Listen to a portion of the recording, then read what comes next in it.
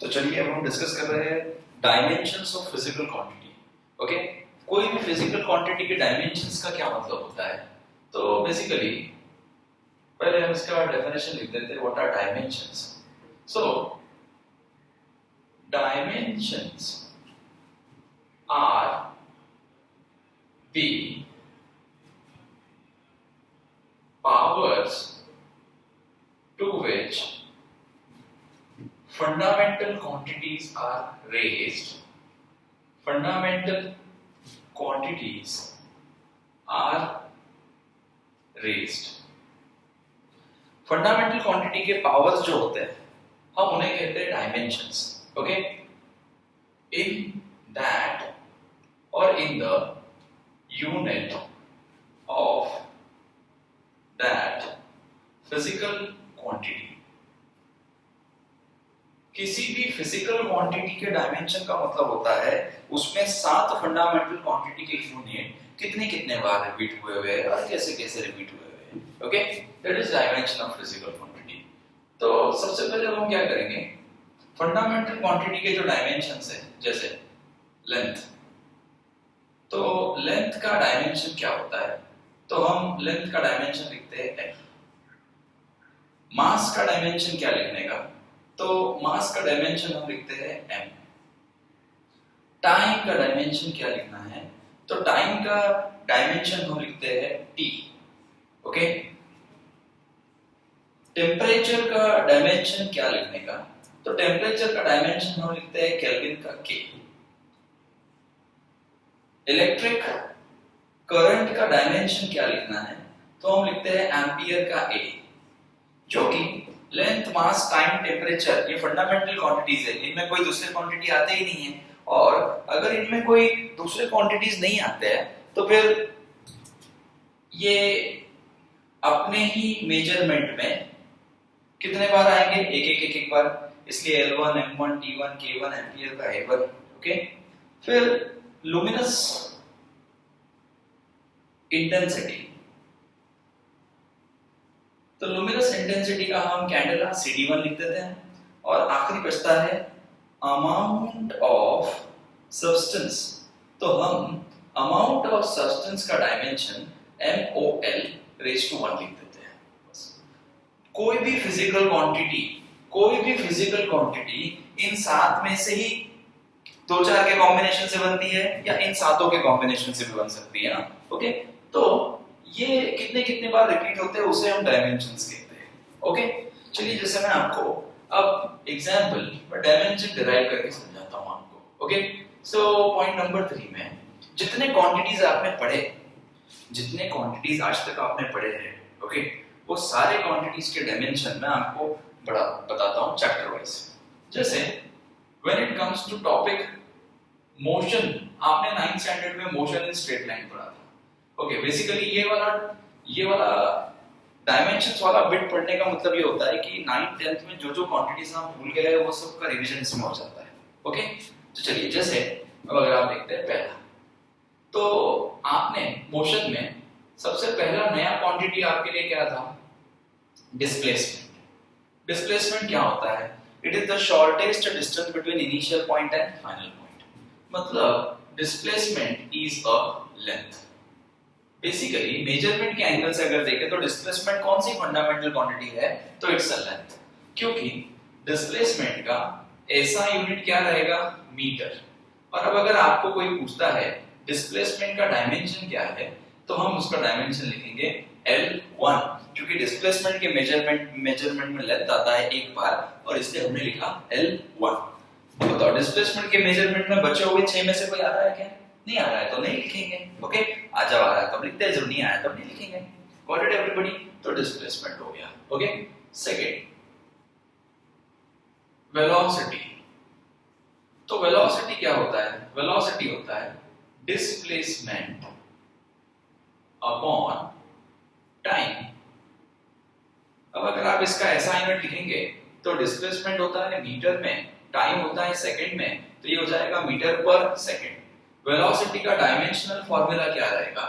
तो वेलोसिटी का dimension will be equal to displacement का डायमेंशन डिवाइडेड बाय टाइम का डायमेंशन। डिस्प्लेसमेंट लेंथ होता है, इसलिए हमने उसको लिख दिया L1 divide by time, fundamental quantity T1। Indices के रूल के हिसाब से अगर ये T1 ऊपर जाएगा तो वो बन जाएगा L1T माइनस 1। आप डायरेक्ट इसके यूनिट को देख के भी डिराइव कर सकते हैं। मीटर का L1, टाइम का T1, तो L1 upon T1, L1 T1 raise to minus 1। Okay, तीसरा क्वांटिटी आपने पढ़ा एक्सेलरेशन। एक्सेलरेशन, तो एक्सेलरेशन क्या होता है? Change in velocity upon time. चलिए, न्यूमरेटर में वेलोसिटी मीटर पर सेकंड, तो कॉमन यूनिट क्या है? Metre per second, divided by time का यूनिट क्या है? सेकंड। सेकंड इनटू सेकंड हो गया मीटर पर सेकंड स्क्वायर। तो एक्सेलरेशन इक्वल टू डायमेंशन को एडिशन सब्ट्रैक्शन से कोई लेना देना नहीं होता है बेसिकली। ओके, डायमेंशन को एडिशन सब्ट्रैक्शन से कोई लेना देना नहीं होता क्योंकि एडिशन सब्ट्रैक्शन में यूनिट नहीं बदलता। तो अगर आप देखोगे, डायरेक्ट इसको देखते हैं तो बताओ, मीटर का dimension fundamental quantity L1, second square यानी कि टाइम आता है 2 बार। अब फिर से ये ऊपर चला जाएगा तो ये बन जाएगा L1 T raise to minus 2। Okay, तो मोशन में आपने इतने ही क्वांटिटीज पढ़े, समझे? सिमिलरली अब अगर मैं आपको अगले टॉपिक के डिराइव करके बताता हूँ तो यहाँ तक सबको क्लियर है? तो मैं इसे रब करता हूँ और भी क्वांटिटीज के डायमेंशन मैं आपको बताता हूँ। 9-10 तक जितने आपने पढ़े सबके डायमेंशंस हम इस पर्टिकुलर बिट में कवर करेंगे। ओके, चलिए, जैसे फोर्थ पॉइंट में when it comes to topic laws of motion, again 9th standard laws of motion में आपने सबसे पहला फिजिकल क्वांटिटी पढ़ा था लीनियर मोमेंटम, या हम सिर्फ इसको मोमेंटम भी बोलते हैं, P, लीनियर मोमेंटम। तो what is momentum? Product of mass and velocity. कोई बात नहीं, तो बताओ मास किसमें? किलोग्राम में। वेलोसिटी किसमें? मीटर पर सेकंड में। तो अगर आप यूनिट देखते हो तो बताओ मोमेंटम के मेजरमेंट में कौन कौन से फिजिकल क्वांटिटी आ रहे हैं? मास, लेंथ और टाइम कितने कितने बार आ रहे हैं? एक बार। कहां कहां आ रहे हैं? तो न्यूमरेटर में और एक डिनोमिनेटर में।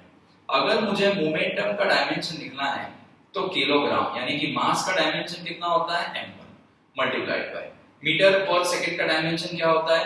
L1 T माइनस 1 ऊपर करके लिख देंगे तो ये डायमेंशन क्या आ जाएगा?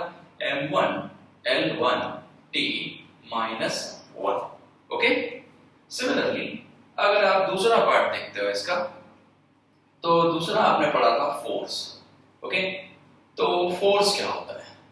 तो force is nothing but product of mass and acceleration. ऐसे अगर आप देखें तो ये होता है kg और एक्सेलरेशन होता है metre per second square. But जब आपको पूछते हैं फोर्स का SI यूनिट क्या है तो हम उसका SI यूनिट क्या लिखते हैं? न्यूटन। ये तो फोर्स का डिराइव्ड यूनिट है और डिराइव्ड यूनिट ही बहुत इंपॉर्टेंट होता है। अब अगर आपको फोर्स के डायमेंशन लिखने हैं तो बताइए फोर्स का डायमेंशन इक्वल टू क्या आ जाएगा? तो बताओ, किलोग्राम का डायमेंशन, मास का डायमेंशन m1, मीटर यानी कि लेंथ का dimension L1 divided by second square यानी कि टाइम का डायमेंशन T2। तो सीधा सीधा न्यूटन का डायमेंशन आ जाता है m1 L1 T माइनस 2। ये हो गया फोर्स का dimension. I will advice you कि अगर आप फोर्स का डायमेंशन लर्न करके रखेंगे तो आपको फायदा होगा। ओके, तो ये आपने लॉज ऑफ मोशन में पढ़ा। चलिए अब दूसरा देखते हैं। When it comes to next topic, जैसे अब आप इसी के अगले टॉपिक में आते हैं, work, energy and power. So work, energy and power, कोई बात नहीं, एक एक का डायमेंशन अब हम डिराइव करते हैं। फिर से वर्क, तो बताओ वर्क क्या होता है? फोर्स इनटू डिस्प्लेसमेंट होता है वर्क। चलिए, फोर्स का यूनिट न्यूटन और डिस्प्लेसमेंट का यूनिट मीटर, तो न्यूटन मीटर। बट फिर से हम इसको रिप्लेस करते हैं by the name of scientist joule. अब जैसा मैंने आपको एडवाइस किया कि अगर आप फोर्स यानी कि न्यूटन का डायमेंशन लर्न करके रखते हो तो वर्क होता है फोर्स का डायमेंशन मल्टीप्लाइड बाय डिस्प्लेसमेंट का डायमेंशन। और यहाँ पे बहुत क्लियर दिख रहा है फोर्स का डायमेंशन क्या है? m1 L1 T minus 2। kg metre upon second square into displacement. तो displacement is a length, dimension क्या हो जाएगा L1, और आप इसको मल्टीप्लाई करोगे तो L इंटू L बन जाएगा L square m1 L2 t minus 2। तो ये हो गया वर्क का डायमेंशन। ओके, अब आगे, अब हम तीसरा आंकड़ा देखते हैं। तो एनर्जी, कोई भी एनर्जी आप ले सकते हो, जैसे पोटेंशियल एनर्जी है तो वो आ जाएगा mgh, यानी कि पोटेंशियल एनर्जी का डायमेंशन रहेगा dimension of mass into dimension of acceleration into dimension of height. बताओ, मास फंडामेंटल क्वांटिटी है m1, acceleration metre per second square, height का डायमेंशन L1। चलिए, हाइट इज अ लेंथ तो मीटर में मेजर होता है, तो ये हो जाएगा m1 L2 t माइनस 2। तो ये हो गया पोटेंशियल एनर्जी का डायमेंशन, समझे आप? सेम अगर आप ट्राई करोगे तो काइनेटिक एनर्जी होता है हाफ m v स्क्वायर, और आप सॉल्व करेंगे तो आपको काइनेटिक एनर्जी का डायमेंशन भी सेम मिलेगा, क्योंकि जहां जहां यूनिट जूल आ जाएगा डायमेंशन सेम रहेंगे, डायमेंशन नहीं बदलने वाले। जहां जहां जूल आ जाएगा वहां डायमेंशन नहीं बदलने वाले हैं, समझे आप लोग? चलिए, अब वर्क एनर्जी एंड पावर के बाद अगला टॉपिक अगर मैं आपको बताऊं तो आपने अगला टॉपिक देखा है साउंड। ओके, साउंड में आपने टर्म्स पढ़े थे वेव वाले। ये एक वेव है और वेव के मैक्सिमम डिस्प्लेसमेंट को अपने ओरिजिनल पोजीशन से वेव का जो मैक्सिमम डिस्प्लेसमेंट होता है उसको क्या बोलते हैं? एम्पलीट्यूड। और एम्पलीट्यूड का डायमेंशन क्या है? तो कोई बात नहीं, एम्पलीट्यूड क्या है? Maximum displacement of wave from mean position.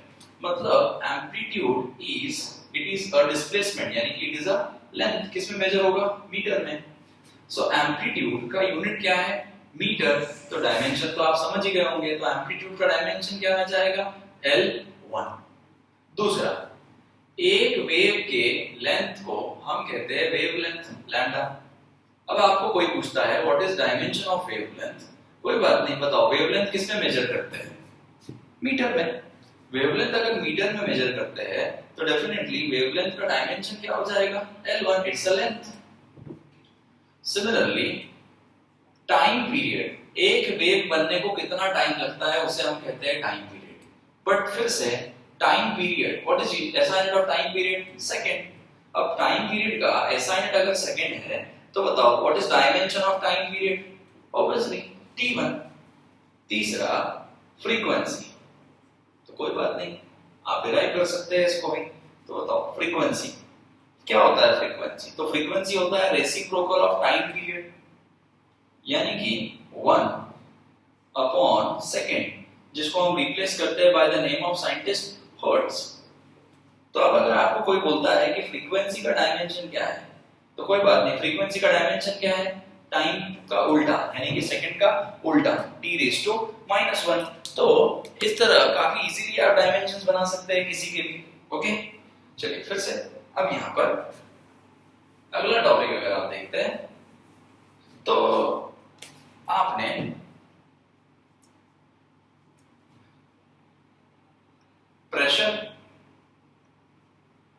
Pressure में कोई दूसरी क्वांटिटी है ही नहीं, सीधा सीधा है। तो प्रेशर टॉपिक में पहला क्वांटिटी प्रेशर खुद है। बताओ प्रेशर क्या होता है? Force upon area. फोर्स का यूनिट न्यूटन, एरिया का मीटर स्क्वायर। यानी कि अगर मुझे प्रेशर का डायमेंशन निकालना है तो फोर्स का डायमेंशन, जो कि मैंने आपको एडवाइस किया है कि लर्न कर लेना है, m1 L1 t-2 divided by area का डायमेंशन क्या है? L2। तो ये हो जाएगा m1। ये L जब ऊपर जाएगा तो ये नेगेटिव हो जाएगा, 1 - 2 हो जाएगा -1 t-2। यह हो गया प्रेशर का डायमेंशन। तीसरा, इसी टॉपिक में बुयांट फोर्स या फिर अपथ्रस्ट पे बहुत बार पूछते हैं। बुयांट फोर्स या फिर अपथ्रस्ट क्या है वो बताइए। तो कोई बात नहीं, अपथ्रस्ट क्या है? तो basically upthrust it is a force. देखो ग्रेविटेशनल फोर्स रहो, बुयांट फोर्स रहो, अपथ्रस्ट रहो, फोर्स तो फोर्स है, और फोर्स का यूनिट क्या होता है? न्यूटन। तो देयरफॉर कोई भी फोर्स रहा, फिर वो अपथ्रस्ट भी रहा ना, तो डायमेंशन चेंज थोड़ी होगा, m1 L1 t-2। तीसरा, डेंसिटी कभी आपको पूछा तो what is density? Mass upon volume. तो मास किसमें होता है? किलोग्राम। वॉल्यूम किसमें होता है? Metre cube. तो अगर आप डेंसिटी के डायमेंशन डिराइव करेंगे तो वो रहेगा मास का डायमेंशन डिवाइडेड बाय लेंथ का डायमेंशन। तो वो बन जाएगा m1 L रेज़ टू -3। तो ऐसा जितने क्वांटिटीज आपने पढ़े ये सारे क्वांटिटीज के डायमेंशन आप खुद डिराइव कर सकते हैं। ओके, लास्ट अब अगर आप देखेंगे तो करंट, इलेक्ट्रिसिटी, ये टॉपिक में करंट, पोटेंशियल डिफरेंस और रेजिस्टेंस, ये कुछ क्वांटिटीज आपने पढ़े थे, तो उसके डायमेंशन भी हम डिराइव करके देख सकते हैं यहाँ पर। ओके, तो 10th स्टैंडर्ड में आपने टॉपिक पढ़ा था करंट, इलेक्ट्रिसिटी। तो कोई बात नहीं, करंट इलेक्ट्रिसिटी में भी पहला इलेक्ट्रिक करंट। तो बताओ, करंट तो खुद ही फंडामेंटल क्वांटिटी है। अगर आपको कोई पूछता है करंट के डायमेंशन क्या है तो वो तो हमको डायरेक्ट लर्न है, करंट एम्पियर A1 होता है। ओके, सिमिलरली दूसरा अगर आपको किसी ने पूछा कि चार्ज, इलेक्ट्रिक चार्ज का डायमेंशन क्या होता है, okay, so what is the dimension of electric charge? तो कोई बात नहीं, करंट क्या होता है?